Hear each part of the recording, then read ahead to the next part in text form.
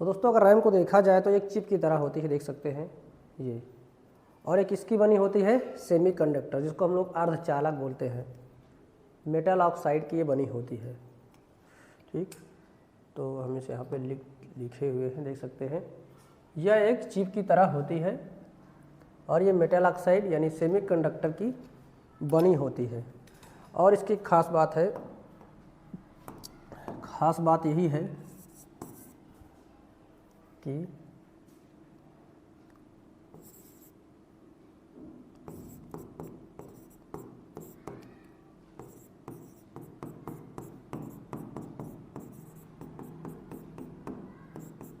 इसमें जो भी हम सूचनाएं स्टोर करते हैं,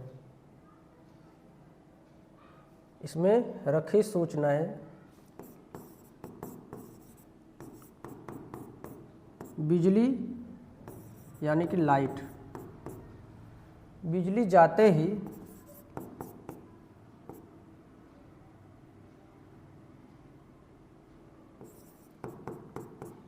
खो जाती हैं, यानी डिलीट हो जाती हैं, मिट जाती हैं।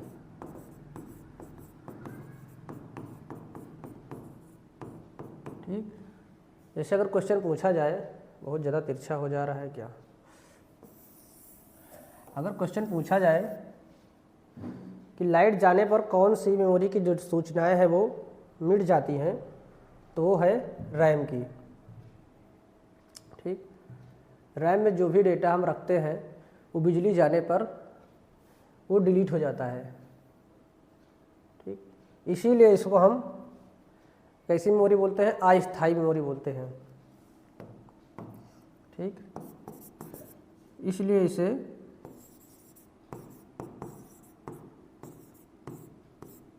अस्थायी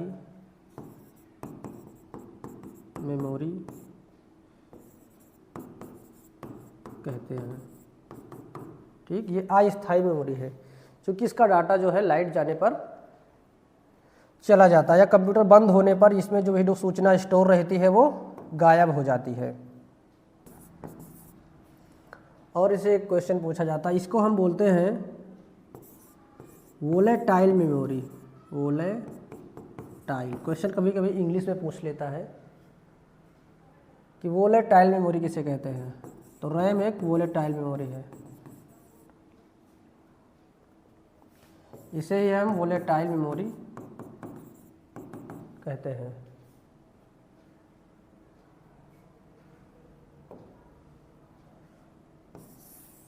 कोशिश करेंगे इसे हम सुधारने की, क्योंकि मुझे भी ऐसा लगता है कि बहुत ज़्यादा तिरछा हो जाता है। ठीक, तो इसे हम वोलेटाइल मेमोरी कहते हैं।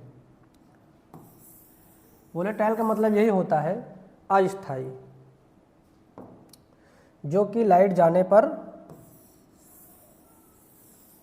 डिलीट हो जाती है, इस वजह से इसको हम अस्थायी मेमोरी कहते हैं। इसमें रखी सूचनाएं बिजली के ऑफ होने पर हट जाती हैं या मिट जाती हैं। और इसे अगर हिंदी में देखा जाए तो वोलेटाइल को वाष्पशील कहते हैं। कभी कभी मान लो इंग्लिश में ना दिया हो तो इसे हम वाष्पशील मेमोरी भी कहते हैं। ठीक, तो ये तो हमने रैम के बारे में देख लिया, और रैम भी हमने आपको दिखा दिया है, ये होती है रैम। अब ये DDR3 है, ये DDR3 है, ये DDR4 रैम है। इनका यूज हम कंप्यूटर में करते हैं रैंडम एक्सेस करने के लिए। ठीक है, और ये कहाँ पे लगाई जाती है, ये कंप्यूटर की मदरबोर्ड पे लगाई जाती है।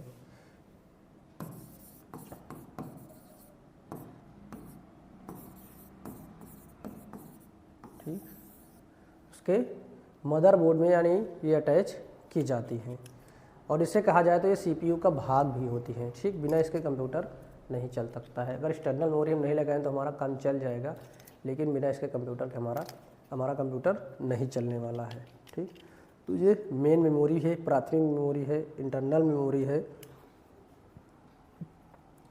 और इसे वोलेटाइल मेमोरी के नाम से भी जाना जाता है। ठीक है, अब चलिए हम देखते हैं रैम के प्रकार। तो हम देखेंगे रैम के प्रकार।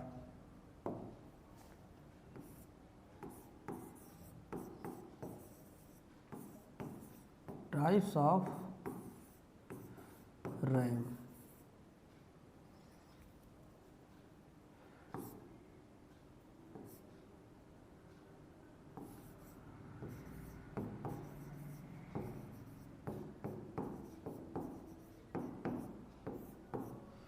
रैम के प्रकार। अब रैम भी मुख्यतः दो प्रकार की ही होती है। अभी तक जो भी हम यहाँ पे देखें सभी दो प्रकार के ही हैं। ठीक, एक होती है एस रैम,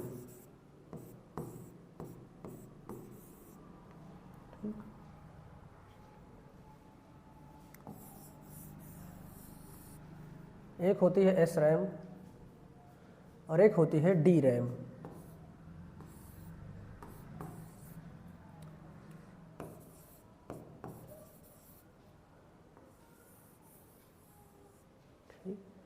एक होती है एस रैम और एक डी रैम। अब यहाँ पे हमने एस के बारे में तो पढ़ ही लिया है, सॉरी रैम के बारे में तो पढ़ ही लिया है। अब इस एस का क्या मतलब है? इस एस का मतलब होता है स्टैटिक, ठीक, और इसका मतलब होता है, डी का मतलब होता है डायनामिक।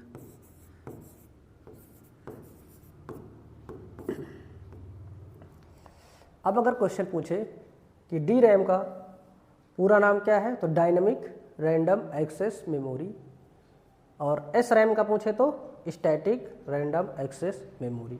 ठीक, तो दोस्तों हम इसके बारे में पढ़ लिया है। अब हम इसके अंतर देखेंगे।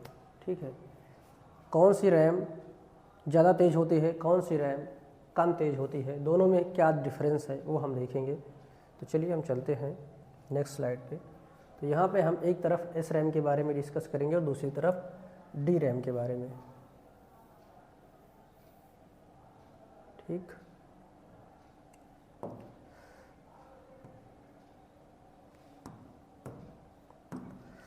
तो देखिए जो एस रैम होती है इसका जो स्टोरेज सर्किट होता है, स्टोरेज परिपथ होता है, स्टोरेज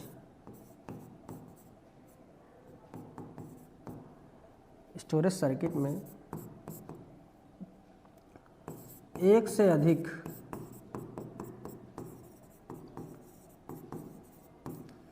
ट्रांजिस्टर लगे होते हैं।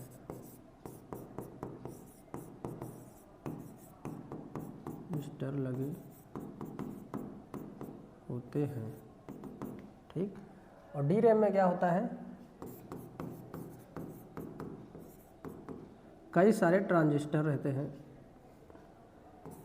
ट्रांजिस्टर प्लस, ठीक, इसमें कई ट्रांजिस्टर होते हैं प्लस एक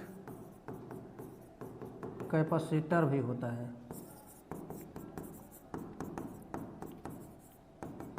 ठीक, एक पॉइंट तो ये हो गया। इसके बाद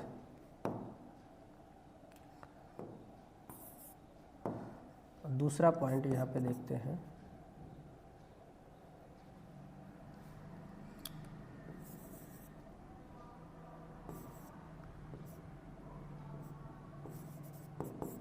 इसकी स्पीड जो होती है, इसकी स्पीड ज़्यादा होती है। ठीक, और ये इसकी जो होती है यानी कि डी रैम की, एस रैम की तुलना में कम होती है। अब इसका रीज़न क्या है, कम क्यों होती है,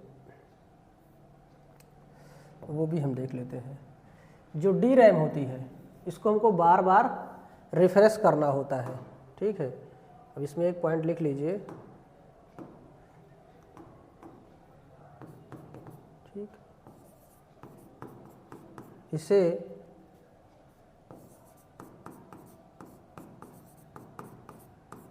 बार बार रिफ्रेश करने की आवश्यकता होती है, इसे बार बार रिफ्रेश करना पड़ता है। ठीक, किसे? डी रैम को। इसे रिफ्रेश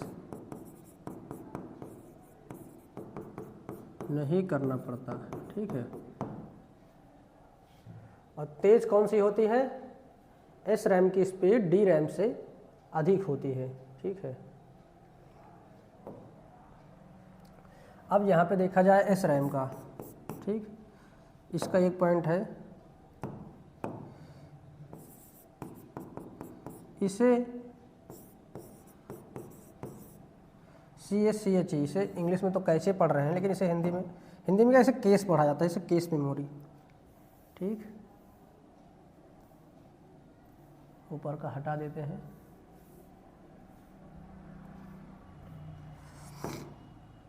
इसे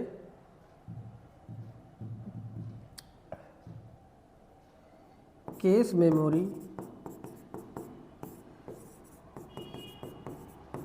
के रूप में प्रयोग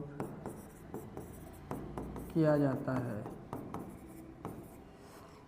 और इसका प्रयोग हम लोग, जो डी रैम है, इसका प्रयोग हम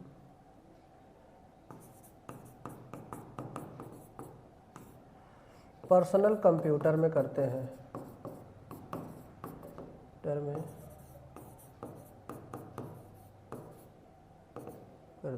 ठीक, जैसे ये हमारी डी रैम है, DDR4, DDR3।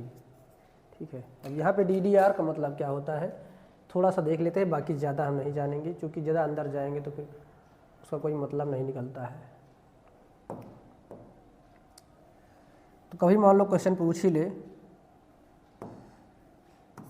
DDR, तो यहाँ पे इसका मतलब होता है डबल, इसका मतलब होता है डेटा, और इसका मतलब होता है रेट।